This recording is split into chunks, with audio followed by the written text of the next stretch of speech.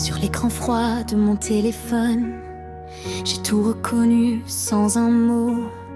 Les majuscules au bon moment, les silences cachés entre les mots, les espaces, les petites fautes, celles que je fais sans y penser. Ce n'était pas moi qui écrivais, ce n'était pas mon message, mais tout était pareil. Ce n'était pas moi qui écrivais, mais tu as recopié mes gestes, mes secrets, comme si mes doigts, même absents, savaient encore te guider.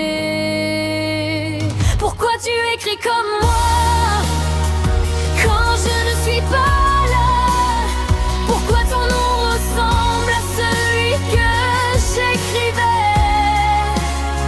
Sur cet écran sans chaleur, tu laisses des traces que tu ne vois pas. Tu parles de moi sans dire mon nom. Pourquoi tu écris comme moi si ton cœur dit non?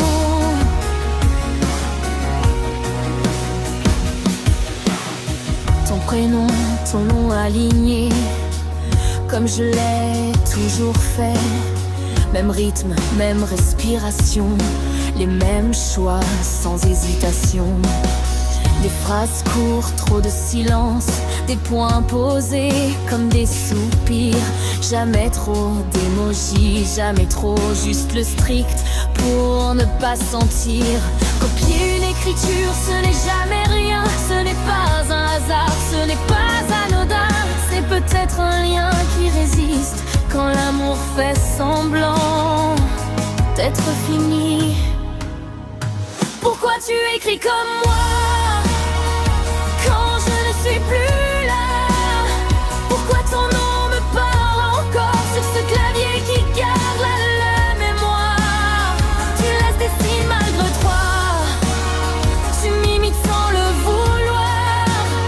Pourquoi tu écris comme moi si tu dis que c'est du passé? Sur un téléphone tout va trop vite, mais certains gestes ne mentent pas. On imite ce qui vit en nous, même quand on dit qu'on n'y croit pas. Peut-être que tu pensais à moi sans jamais oser te l'avouer. Peut-être que l'amour reste là dans la façon d'écrire ton nom. Tu écris encore comme moi et je le vois, même derrière l'écran noir. Quelque chose de moi te guide encore.